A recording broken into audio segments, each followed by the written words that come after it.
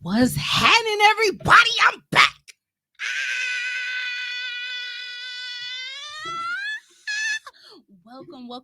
Welcome back to the Moment with Mo Sketty podcast. It is I, your hostesses with the mostesses, your auntie, sister, cousin, best friend, always coming with the realness, Mo Sketty herself. Where the clap at? Hold on. It's been a long day ago. Just because I got the buttons in front of me does not mean I remember where they are, because it has been 2, 3, what? You haven't December, this year. January, February. It's been 3 whole months since I have been in front of this mic to bring you a Moment with Mo Sketty. And I needed this break. I needed a moment to, first of all, I needed a moment to get my Christmas show off, which was fantastic. And then I needed a moment to go through the month of January, which was fasting and consecration, so I can be to myself. And then February, I don't know where it went. It just flew by. But here we are. It is the first Sunday in March, and we back at it again. So this is your mental health and spiritual wellness podcast with me, Mo Sketty. Goodness. So today's episode, do I have any? Let me gather myself. Let me gather myself, because it's been a while since I've been with you guys, and I truly miss being on this mic. I miss being in front of the camera. I miss being in the studio. By the way, I gotta pause for the cause to give a shout out to the Tone Deaf Network and Tone himself, my producer, and holding down the fort in this studio and just providing a space for the people in Milwaukee to come on and express themselves in the way they see best fit. If you got an idea and you got some time to come on and execute it, he got the space for you and the equipment. So yeah, I'm back, and it's been a fantastic break. It's been a refreshing break. I feel good. I feel way less stressed than the last time I was here. And so we're going to do what we do. We're going to start off with church announcements. I ain't got none. Amen. I don't have any this week. Because I decided that this episode was going to be in place to help you guys get more acquainted with me, or reacquainted with me if you are unfamiliar with me. And I realized that at the beginning of Moment with Mo Sketty, it honestly didn't even start off as a podcast. I just decided that I wanted my thoughts and my voice to be heard more. And so I started reading affirmations. And then it turned into me just wanting to share some of the things that I encounter in my daily life, through my profession, through my personal studies, through my own self-help and development. And I just got on the mic and just started talking. I just got in front of the camera and just started talking. I just got on the live and just started talking. And it took off from there, and it grew into this official status of actually being a podcast, actually being something worth watching, actually being something worth doing. And so because I just jumped into it, I haven't really given you guys who don't know me personally an opportunity to get to know me. So today's episode is allow me to reintroduce myself.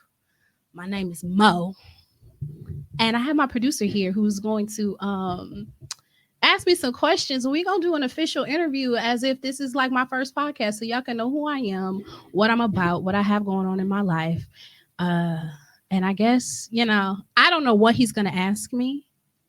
We did not go over show notes ahead of time. We had time, but even if I did go over the questions ahead of time, our good friend Tone, he wasn't going to tell me anyways. He wasn't going to tell me anyways if I asked. So, I guess I'm just going to hand it over to you, Tone, and you can ask the questions. Now, what the people want to know. What do the people want to know? There are going to be a lot of all over the place questions. I'm here for it. I just want your honest opinion on all of them. Okay. I try not to get too personal, but that's just not my nature. I mean, you can get personal if you want to. I can always just not answer. Oh, my questions get personal, but they don't be, what's that word I'm looking for? Like intrusive. Okay. Make sense? Okay. All right.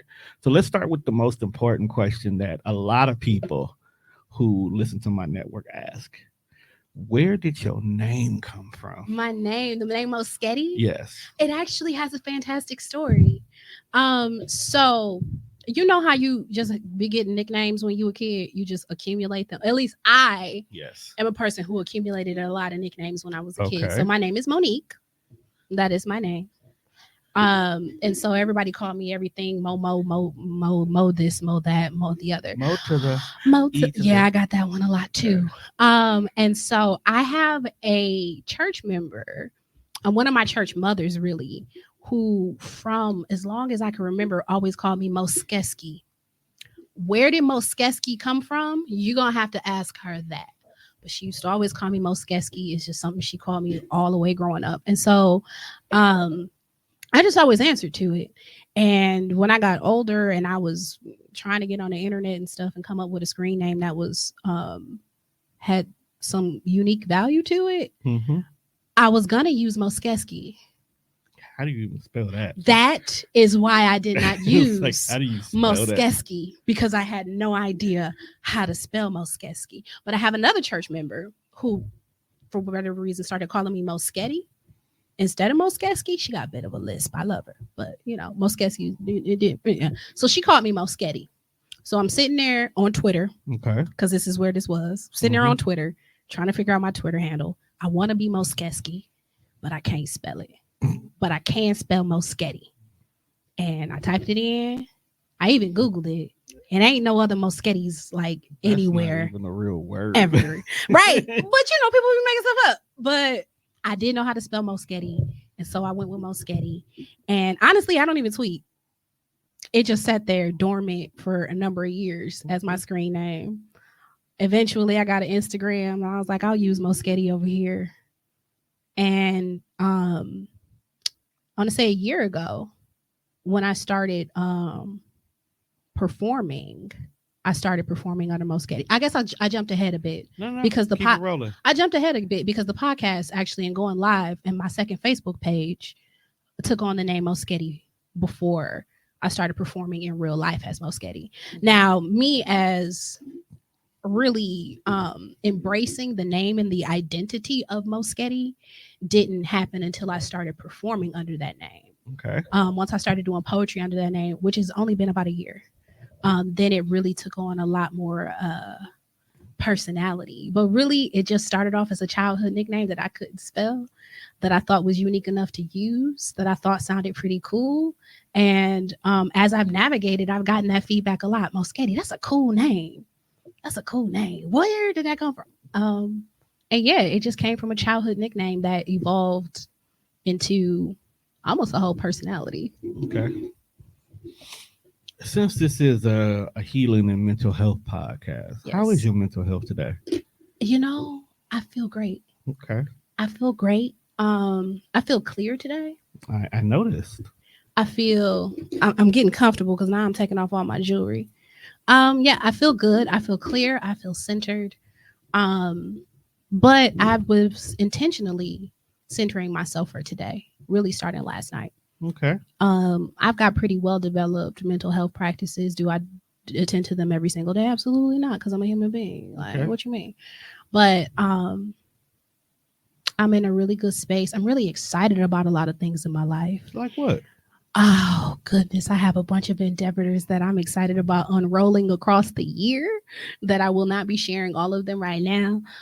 But y'all will definitely get to know them as time goes on. But really, it's just a combination of me solidifying all of the things that I do and bringing it in so I can do them more effectively and building a team around myself. So one of the things is definitely growing the podcast, reaching a larger audience, becoming more clear about what my focus of this space is.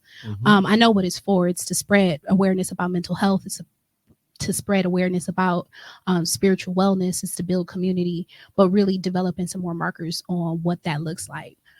So I'm really excited about that. I have some plans that are already in motion. I have some plans that I'm be working with some people about. Tone, we gonna be talking about that some more too. Um, so As long as it's not the end of March. the end of March. Yeah, I'm off the table. Oh no, we'll talk. um, but yeah, so I'm really excited, but I'm very nervous about everything to come at the same time. So I spend a lot of time just kind of centering and grounding myself so that I am not as fearful walking forward in my life right now, but also I'm in a do it afraid phase a little bit too. So my mental health for the most part as well. I take care of myself on multiple fronts, and today is a really good day. I'm Okay, happy. I see. So, question for the listeners who do not know you: Okay. are you single? Because it's been 3 months, so things could have changed. It has been 3 months since I've been in the studio. I was single then, and I'm more single now. How are you? That means you left some people back in 2023. That means that I'm prioritizing myself and I'm entertaining things differently than I was in 2023. Okay. Um, I don't know. I just don't choose to entertain the same type of options as I did before. And that kind of came out of taking time for myself to really get to understand who I am and what I want. Wisconsin winter will do that to you. Wisconsin winter will do that to you. But yeah, I'm very single. I'm very interested in and excited about dating. So I ain't that single. I ain't that single where I'm like, I'm just focused on me and me alone. No, I'm focused on me all the time to take care of myself and to be a good partner. All right, let's stay here for a minute. Okay. So what does it mean to truly be honest with yourself in the context of dating and relationships then? Oh goodness, because we I say all the time that there is a difference between what people say they will tolerate and what people actually tolerate. There's a difference between what values we actually have and which ones we really the values we say we have and which ones we stand on. And so being honest with myself is a matter of being honest with what standards I've been standing on and which ones I haven't been. Okay. And being honest with myself in the not standing on my standards at the same time too, to make a determination of whether or not that's actually my standard or not. Okay. Well, have you ever struggled with being honest with yourself about your own interest or level of interest in someone while navigating all this? Absolutely. So how? Like, give us an example. Like, when have you really struggled? Struggled. I guess it's about being in denial when I like somebody, but they aren't who I need. Yoked? They aren't who I need them to be. Okay. It ain't even about always being. I mean, it is about being equally yoked. But I value communication in my relationships. And I've had relationships in the past where I've communicated with people and they've communicated back to me that at this time in their life, they are not or cannot be what I want or need. That I've had people in the past who've told me, yeah, I ain't good enough for you. And I've been like, nah, we can make it work. But trying to make it work with somebody who is explicitly telling you that they are not in the position to work with you or to be with you, it's something that you just got to eat. Okay. And compromises get made when you're afraid of being, or not even afraid of being lonely, just tired of being lonely, because I'm not afraid of being right. Because I'm not afraid of being alone. I be single all the time. But I get being alone are two different things though. Those are two different things. I mean, we as humans, we tend to group a lot of stuff together just because they're similar, but the effects on you are different. I'd be tired of being without a romantic partner or a romantic interest. Okay. Because there are sometimes long sense of time where I have been without a romantic interest even. So if somebody come along and they hit a couple of markers, I might be like, ooh, I like you enough. Let me ask you a question. Yes. Are you upfront with that? Or are you just throwing the hints and allowing them to figure it out? Like, that I like them? Yeah, like, do you like, I like you, I want you. let's see where this can go, or are you one of those like he kind of a girls? I have definitely been stare at you across the room and notice me, girl. Notice me, senpai. Yeah. I am less that because again, communication matters. Mhm. And I don't even want to remotely be in the position of men with the anxiety of the expectation of approaching people first. Like that. And so I am a lot more open and upfront about when I like somebody, or at least I try to make it obvious by interacting with them, talking to them, smiling at them. I'm getting a handle on this flirting thing. Okay, I was anti-flirt. I'm still kind of anti-flirt. Why are you But anti-flirt? I'm anti things things that I don't find a lot of utility in. And for me, flirting, if you don't like me for real, like if you don't want to get my number or take me out on a date or nothing, then why are we staring at each other having this conversation? Like maybe that person's not in a position to be able to do that at this moment. Okay, then you don't want tax time pimping, but you also don't want to, leave your blessing on the table because he's in between checks right now. Okay. But like, are we going to have conversation beyond that moment of flirtation? Are we going to have interaction beyond that moment? Because that's up to you. Well, I'm not going to say that's up to you, but just taking consideration, just as you are nervous about flirting, an individual might be as well too. Not every man has the gift of it. Not everybody's me. Okay, I had to remind myself that I'm a very oral person, so I can talk in any situation and scenario, but not everybody is built like that. Yeah. So sometimes we tend to expect greatness from the other person when we're not great ourselves at it. So we got to give people the benefit of the doubt. So that guy. But if you're flirting with me, though, a person are they flirting with intent? I think that's the issue. I don't necessarily like flirting without intent. It feels empty. But I'm getting better. But it still feels empty. Some people flirt without intentions. Like I have been notoriously been told that I flirt when that was never my intentions to flirt. I'm just a conversationalist. Mm-hmm. So I can understand how that can be taken. For an example, if we're having a conversation and something about you stood out to me in that moment that I think is dope, I'm going to acknowledge it. Mm-hmm. I'm not saying it because I want to see you later on in the week. I might just haven't acknowledged it in that moment because that's just what I felt like doing. And it can get you in trouble. Mm-hmm. But do you actually have conversations about being loved correctly? Yes, a little bit. Okay. I recently had somebody a couple months ago, actually, at this point, asked me, how do you want to be loved? That is a beautiful question. And when they asked me that, you didn't know how to answer it. I got so stuck. I was disappointed in myself for getting stuck. It's not a question we're prepared for. We're not naturally prepared in today's society to tell somebody how to love me because we then immediately think if they start doing it, it's a manipulation tactic, not them genuinely trying to help you reach happiness. Mm-hmm. So, how do you like to be loved? Here's your second chance to make a first impression. This is my second chance to answer that question. Yes. How do I like to be loved? I like to be considered. I have a lot going on, and the way that I like to be loved is the person actually just paying attention to what I have going on and paying attention to me and helping me take care of myself, really. And so sometimes that means, spending time with me. Sometimes that means getting me something to eat when I ain't got time for it or when I'm doing too much. Sometimes that means telling me I need to sit down and take care of myself. I'm well loved in my circles. Like my people, my family and my friends, they love me good. Okay. They take very good care of me. They support me. They listen to me. They're very present for me in intangible ways. The piece that I am missing in my love atmosphere is a romantic love in which we can, do physical romance stuff, hold hands, kiss and stuff. It's childish.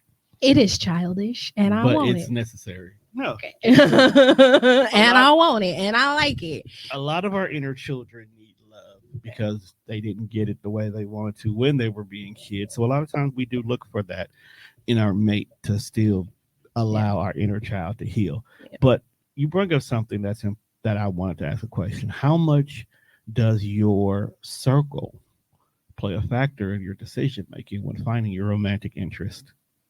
A lot. And none at the same time. No. Everything and nothing at the same everything time. and nothing at the same time. They play a big factor because I want somebody that loves my village, that fits with my village, Okay. that is capable of receiving love in my village, and preferably brings a loving village of their own so we can combine them efforts. I feel like I'm an understanding individual and so are my people. And so if there are things about you that they are concerned about, then I'm going to take their considerations pretty heavily, because for the most part they stay out of my business, especially my romantic life. And if they have problems with you, then I take that heavily into consideration, because it could be a blind spot on my behalf. Because they are so loving and considerate, it is important, because I don't want to give up my village for one individual. I would prefer that we become a larger village together. So they're very important. And I feel the same about whoever I'm connected with. I want to be able to fit into their lives and their village. I would prefer that they come from a healthy family. If they don't, that they've done their healing around that, or they're working on it. So I would like to say that their opinions don't matter, because I'm grown and I do what I want, but I love these people and they love me for real, and they want to see me be happy and healthy and well. And if there's somebody in my circle that is not contributing to me being happy, healthy, and well, then it's a problem, because when you enter my village, like, we all poor. And I'm expecting you to be a part of that. I don't want everybody to be poor. No, we all pour into one another. Oh, okay, poor. I didn't say. Oh no, not poor. No, we rich. We all poor. Like, goddamn. Oh no. Can you report today? No. No, we all contribute. And I'm glad you said that. Show up. So, have you ever had a trauma bond? Oh, a trauma bond? I told you, fam. I'm gonna ask the questions you don't With expect. a romantic partner? Yes. Let me think about it. Probably yes. Probably trauma bond. How'd Define trauma bond. Define trauma bond is when a past experience that is traumatic to you, that individual either can personally relate to it. So y'all, I don't want to say suffer together, but it's a commonality that you build your friendship, relationship on top of, or this individual has what's needed to heal you from that particular bond. So let's use as an example, you didn't have a father figure. I don't know about your parental life. I just know you always talk about your mom. So didn't have a father figure in your life, but you see this young man who is a great dad to his kid, and he has fatherly instincts about him that resonate. Therefore, because of this, you kind of connect to him, because he gives you those daddy vibes outside the bedroom. You got to emphasize that this day and age. Yeah. So I would say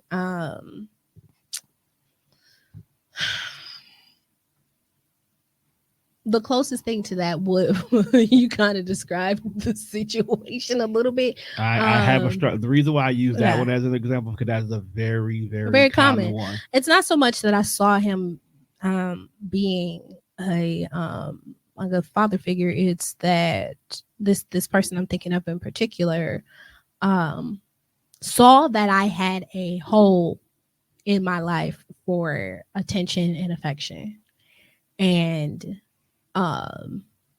filled it until the point where I couldn't see how detrimental that they were for me. And they framed it like we had something special, but really it was really a narcissistic relationship. You see, it ends up being, that's why I went that direction. Right. It's very much so a narcissistic relationship. And I felt confined in it because they did the whole, isolating you from your family, friends, all of that stuff.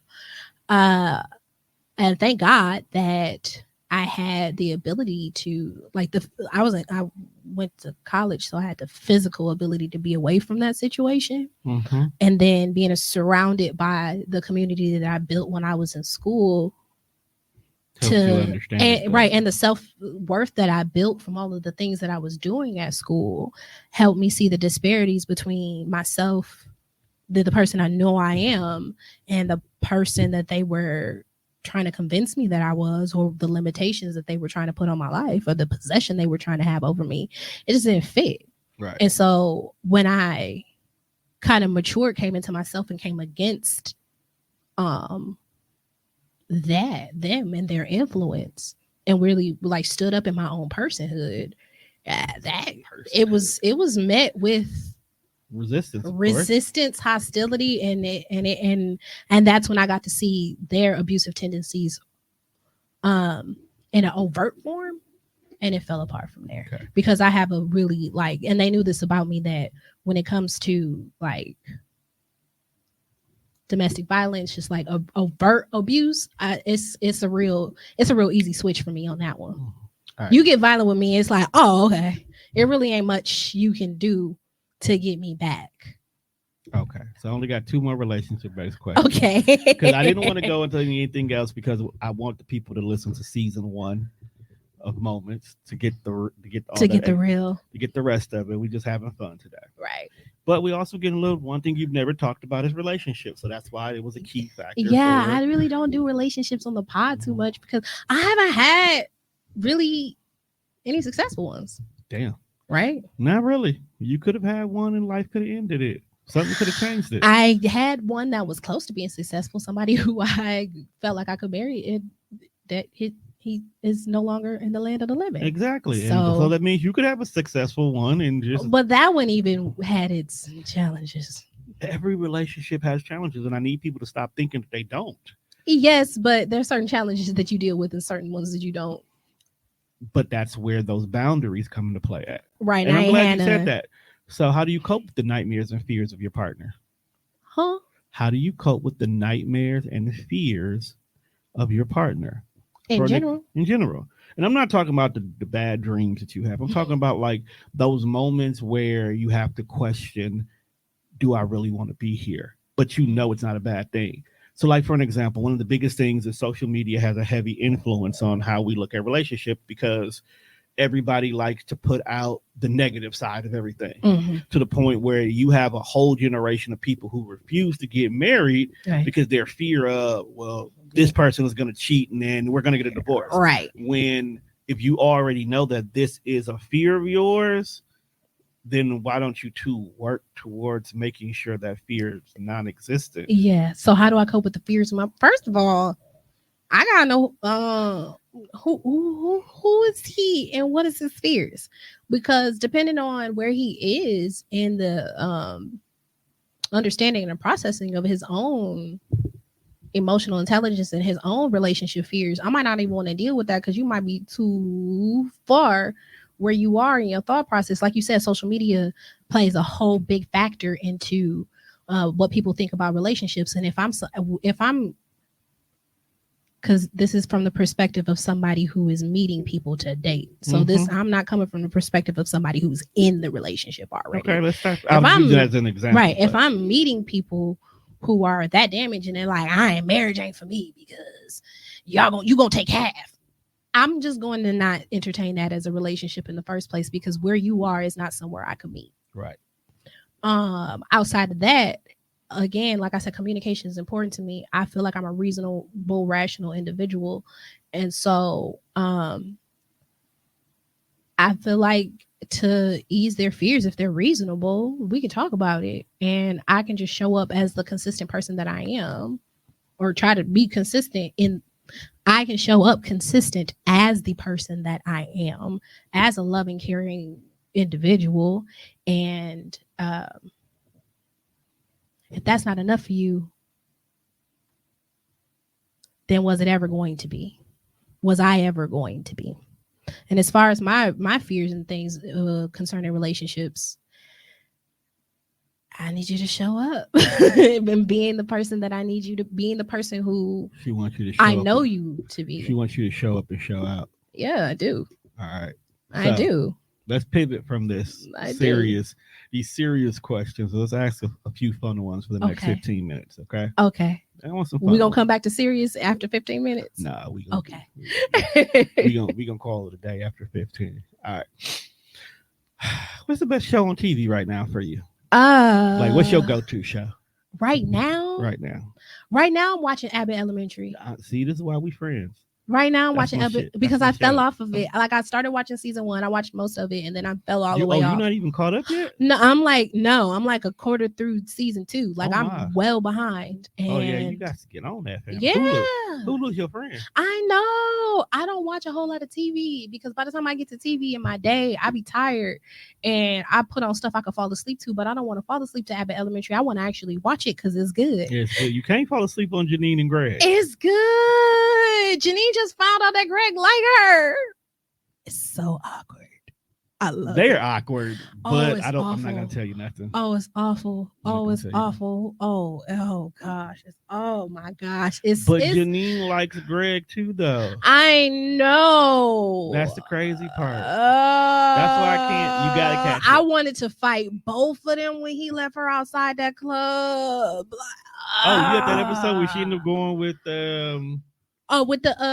with his friend.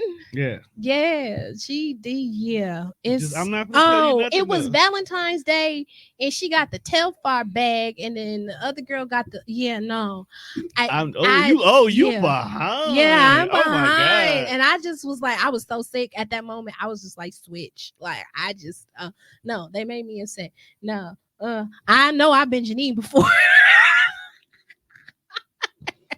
I'm like, you gotta speak up for yourself, girl. Smile or something. They could use a lesson on flirting. Cause oh my God. That's the irony behind it. We gotta remember Janine had been with what's his name?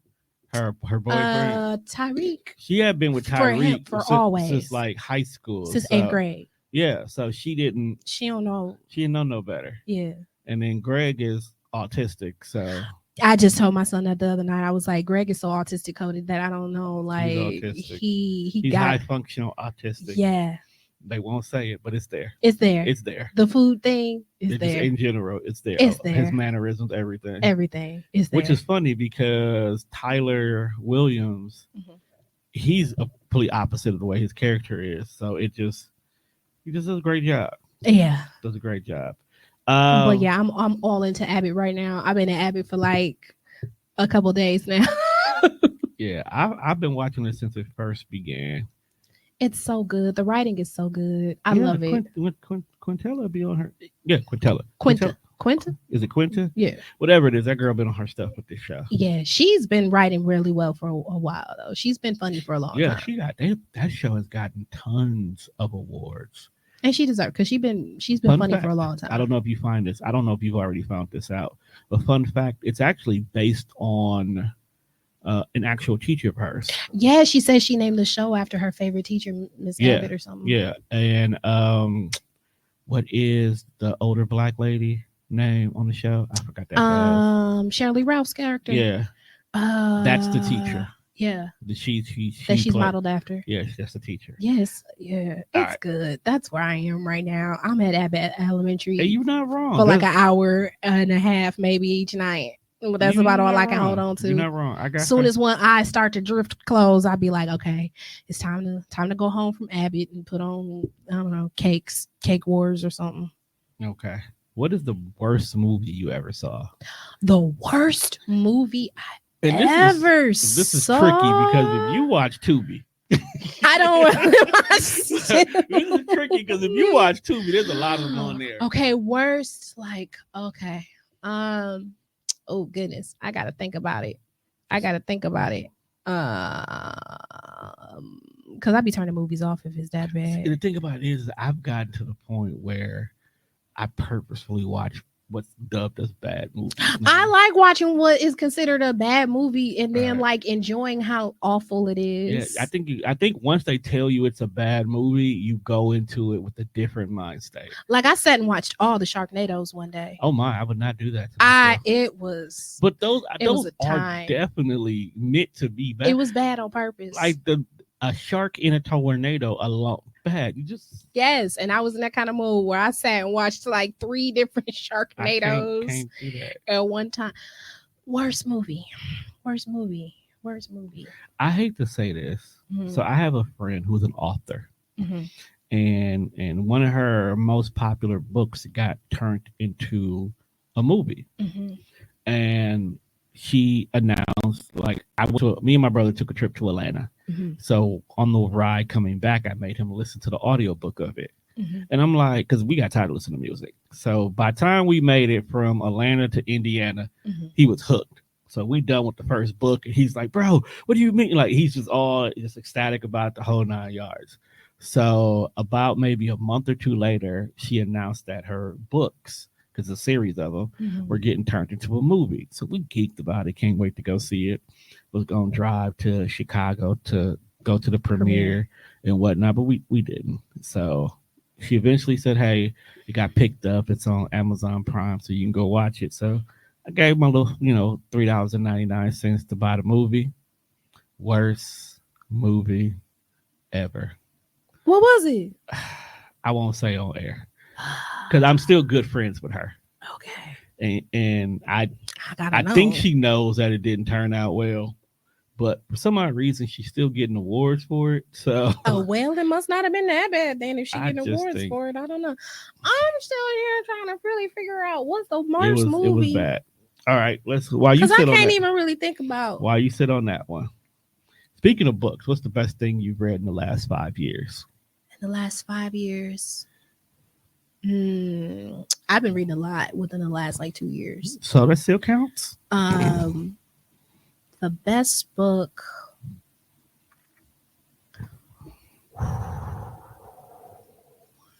What's your favorite one? I would say right now,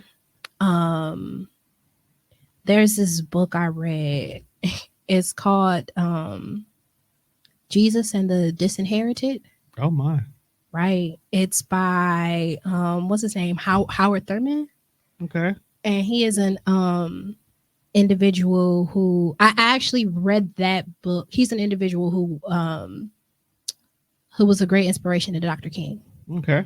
And so I was just kind of going through my growth phases, and I read Dr. King Letters from the Birmingham Jail. Well, no, Why We Can't Wait. That was the book that came from where the letter from the Birmingham jail is. But there was as I was going through that phase of reading, I wanted to know about Dr. King, but then when I came across Howard Thurman, I already had another one of his books that somebody Right. given me years ago. And so as I was just kind of going through my growth process, wanting to know more about Dr. King and the way the world looked from his perspective, I was like, okay, well, let me read this book that inspired Dr. King. And apparently it's one that he carried around all the time and he really got inspiration from over years. And so it basically gave a lot of perspective of who Jesus was in his time period and, what he was up against. And it compared it a lot to the state of Black Americans in the 60s and what we were up against, or earlier, and what we were up against. And so I found it interesting because it gave me a different perspective of Jesus and how he operated in the context of his time. It gave me more perspective on how and why Dr. King was moving the way that he moved. It gave me a little bit more perspective on me, myself, and how I relate to all of these different characters. Okay. And how I relate to the time that I live in. Okay. So highbrow. And then other than it's like Harry Potter. No, it's cool. And then Harry Potter. That is so like the dichotomy of that is wild, fam. Bringing up Jesus. So lately, I have been on this adventures in the Bible. Okay. Okay. So have I. More so stories in the Bible that don't make sense. Okay. Oh no. Uh-oh. And with the help of a few other people, a lot of things now that I'm older, Mm-hmm. questions I would ask as a kid are now being answered. Mm-hmm. And at the end of the day, they don't make sense still. All right. And I try not to dive too deep into that because if I really do, I'll lose faith, which is funny as hell. But what is something that you have read in the Bible that is a WTF to you? There's a WTF. Yes. So I just took this trip through the Book of Psalms. That's a freaky ass chapter, fam. That's a freaky ass gospel, fam. It's a lot that happens in the Psalms. And so as I'm reading, because King David writes a lot of the Psalms. Yes, he does. He writes a number of them while he's like on the run. And on shrooms. I could believe it. And I was reading, and it wasn't very far into my reading, and he asked God to knock out the teeth of his enemies, and I'm like, oh, David is a whole warlord. So I guess my big WTF moment with going through that is how it was just constantly reiterated that David kind of was an extreme guy. And I was bringing to memory all of the other Bible stories I had read about David over the years, and because I'm just reading the Bible with a whole different context at this point in my life. I said when you're older, I've read it, but I'm reading it with completely different context. Right. And so just seeing the extreme nature of David, and the things that he did that were blessed by God, that were wild, was a bit of a WTF. Like, what? Yeah. Okay. Hey, Mom Sketty is on a building. Is in the building. Hey, Mom. My WTF moment was when I went back and I read Matthew, Mark, Luke, and John. Mm-hmm. Okay. And those are the Gospels. The Gospels, as they tell the story of the Passion of Christ. Mm-hmm. And I don't know what these four dudes were doing, but apparently they couldn't all been at the same place at the same time. Some of these stories, yeah. Because some of the things that some of them said were pretty, like, that don't match with what these three just said. And why is this over here? I got to remember which one. I want to say it was Matthew. They were telling about time on the cross, mm-hmm. last breath mm-hmm. moment. And for some odd reason, during his telling of the last breath, the dead rose and came up to where Jesus was crying. And I'm sitting here, was like, did Matthew just say they were zombies walking around? I mean, that's what Revelation describes the zombies. We all come right, back but it was just zombies. In that moment, like in all my tellings of my boy's last days, I'm gonna have to go back and zombies read that wasn't there. What Bible was you reading? I'm gonna have to go back and read that. It was James. It had to be James. But there's a lot of wild stuff in the But Bible. there's a lot of wild. It's like there's all 4 day stories tell the same events, but there's some of them have extra. And some of them don't. Some of them skip a whole part. Right. Some of them was like, bro, were you outside when this happened? I was reading Ezekiel about his hallucinations. And that was shrooms. It was shrooms. I believe everybody was on shrooms. I mean, it's a plant. I don't see why shrooms couldn't have been around from the beginning of time. Shrooms. We bioengineer things, but the components are still natural, available on Earth. So there's a lot of the Bible that when you read through it is quite wild. And I guess I have a deeper, greater understanding for how and why people are able to twist the text to fit their agenda.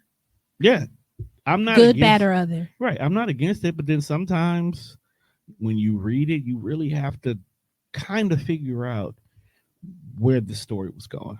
Mm-hmm. Then you also have to take in consideration a lot of these stories were oral stories that were handed down until written text got created. And then when it even got written down, it had to be translated. So some of this may be wild as hell. The other ones just be, bro, you put a Z where a T should have went, and it changed everything. And honestly, my opinion, the wilder the Mama, we just answering 21 questions. she ain't worried about. And I'm just asking random. Oh, I'm talking to Tone. He's supposed to be interviewing me today, but he didn't want to be on camera, so I'm sitting on camera myself. And I just decided to ask some random ones for the last few questions. Right. But what I was gonna say is, the wilder the story, the truer I feel it is. It probably is. The wilder the story, the truer I feel it is. All right.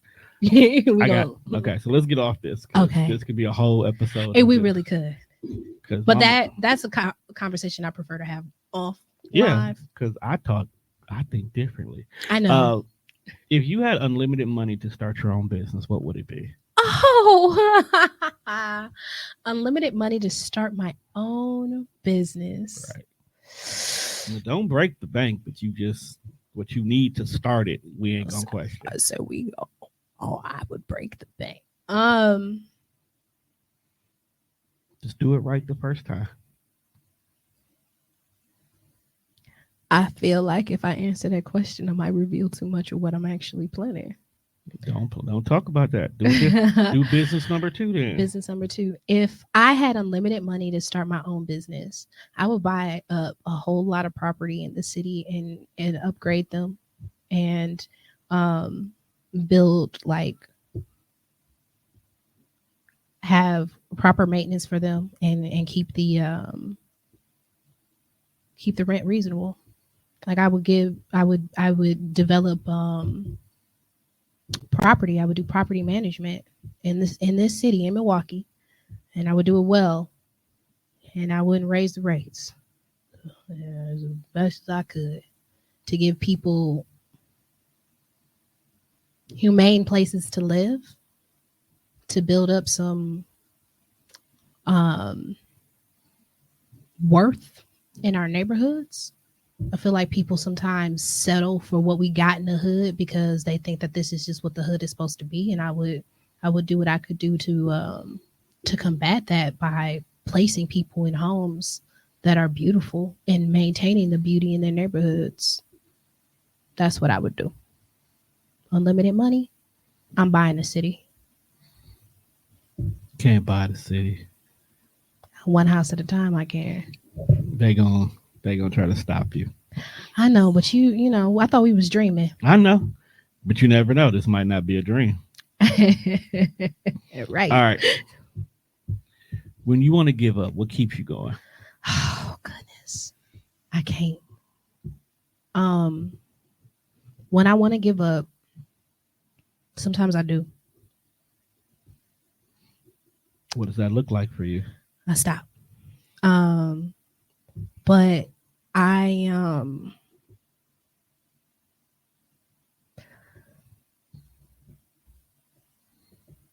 just can't, it's uncomfortable for me to just settle in a life that I know is beneath me.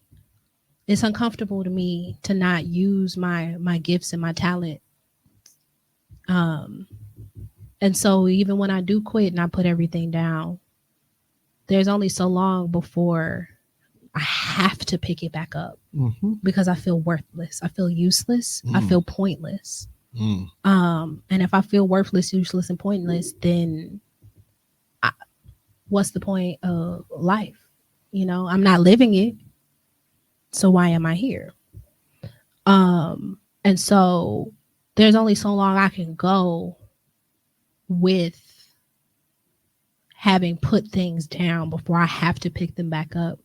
And I guess, you know, it's the Holy Spirit, really.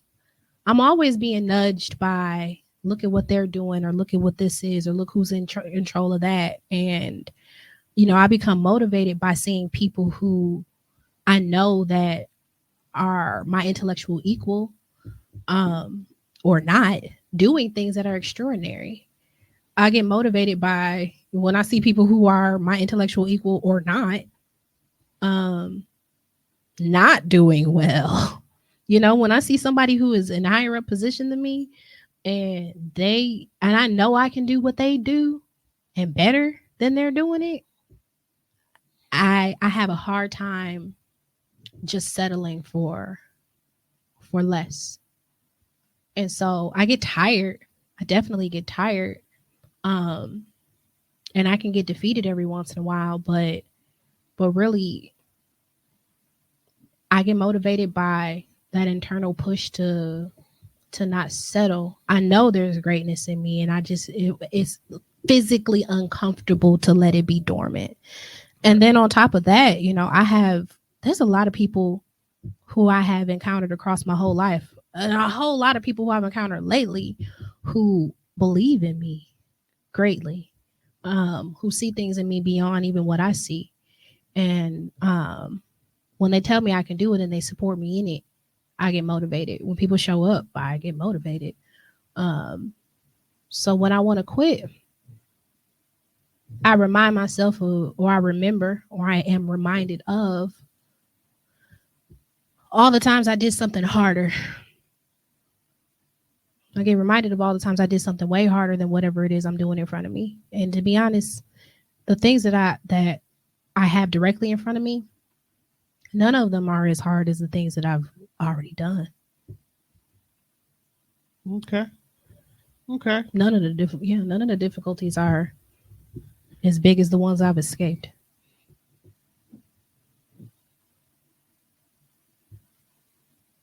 So I do, and then people yell at me, or I yell at myself. Okay. My mom said, "You never put everything down. You always have something moving." I probably do always have something moving. I'm mad Mama got a peach. She moved to Georgia. I know. I'm just saying I'm mad she got a peach. She moved to Georgia. She's excited about it. I'm excited for her. Social media will take it something different. That's why. Yeah. That's why I said I'm mad. Mama got a peach though. See? You didn't help. You did not help. What's the next question? I'm sick of you. You sick of me? You supposed to be interviewing me. You can't be sick of me. I can be sick of you. You gotta ask the next question. All right. So to go ahead and close out tonight's question Q&A session. We done already? Okay. It's almost 4:30, fam. This is fun though. I know. I'm fidgeting with all my jewelry. Because I need to get you a fidget spinner. I'm gonna lose it, right. but continue.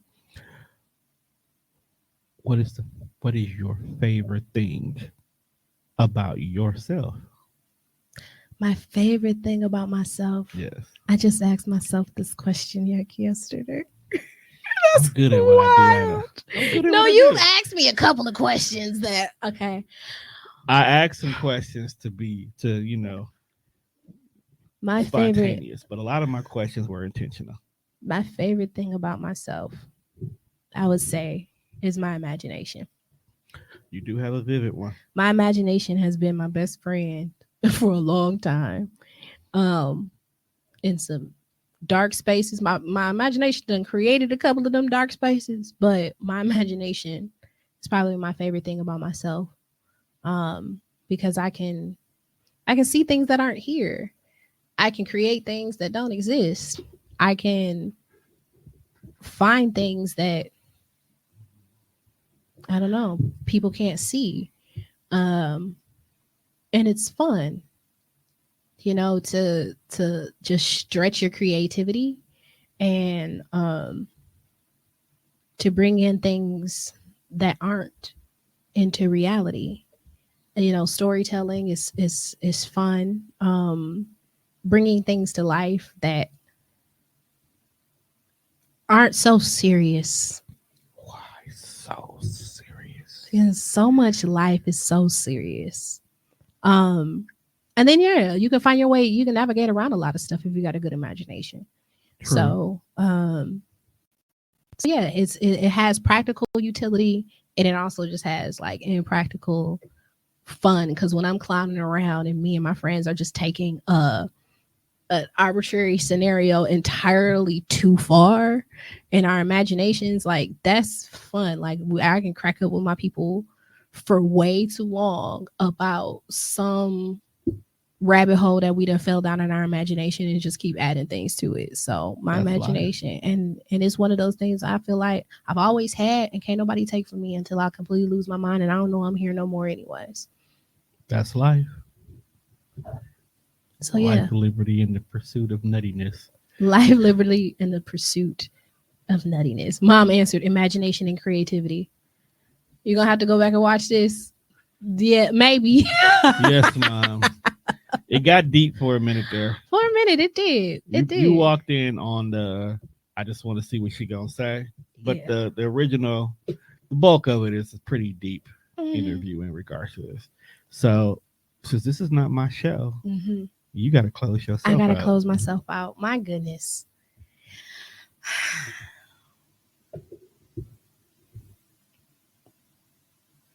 If there's anything I wanted y'all to know about me that we haven't talked about today, Go listen to season 1. yeah, for real, go listen to season 1.